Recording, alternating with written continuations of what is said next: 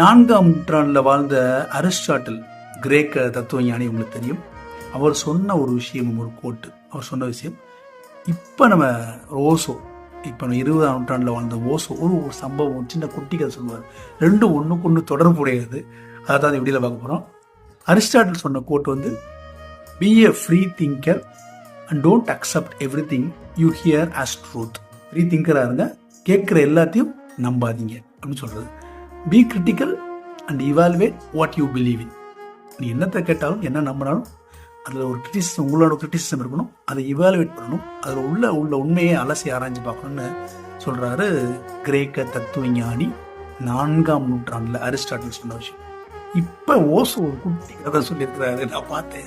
2 நண்பர்கள் வந்து ட்ரெயினில் போகிறாங்க. இப்போ ஒரு ஸ்டேஷனில் வாழைப்பழம் வாங்கலாம். ஒரு நண்பர் 2 வாழைப்பழம் வாங்குறான். வாங்கிட்டு வண்டி கிளம்பிடுச்சு. அப்போ ஒரு நண்பர் என்ன பண்ணுறாரு, வாழைப்பழத்தை ஒழிச்சு சாப்பிட ஆரம்பிக்கிறார். சாப்பிட ஒரு கடி கடிச்சு சாப்பிட ஆரம்பிச்சோன்னே டனல் வந்துடுது. ட்ரெயின் வந்து டனலுக்கு போது கும் இருட்டு. ட்ரெயின் போயிட்டு இருக்கு. சாப்பிட்டுக்கிட்டே இருக்கும்போது இன்னொரு நண்பர்கிட்ட கேட்குறாரு, வாழைப்பழம் சாப்பிட்டாரு. நீ வாழைப்பழம் சாப்பிட்டுட்டியா? இல்லை, நான் என்ன சாப்பிடவே இல்லை, கையில் தான் வச்சிருக்கேன்னு சொல்கிறாப்புல அந்த நண்பர். இப்போ சாப்பிட்ட நண்பர் சொல்கிறாரு, சாப்பிடாத, நான் ஒரு கடி தான் கடித்தேன், கடித்த உடனே குருடன் ஆகிட்டேன் அப்படின்னு சொல்கிறாரு. யாரு? இந்த நண்பர். இதில் வந்து புரிஞ்சுக்க நினைக்கிறேன் நான் சொல்ல வருது என்னன்னு சொல்லிட்டு.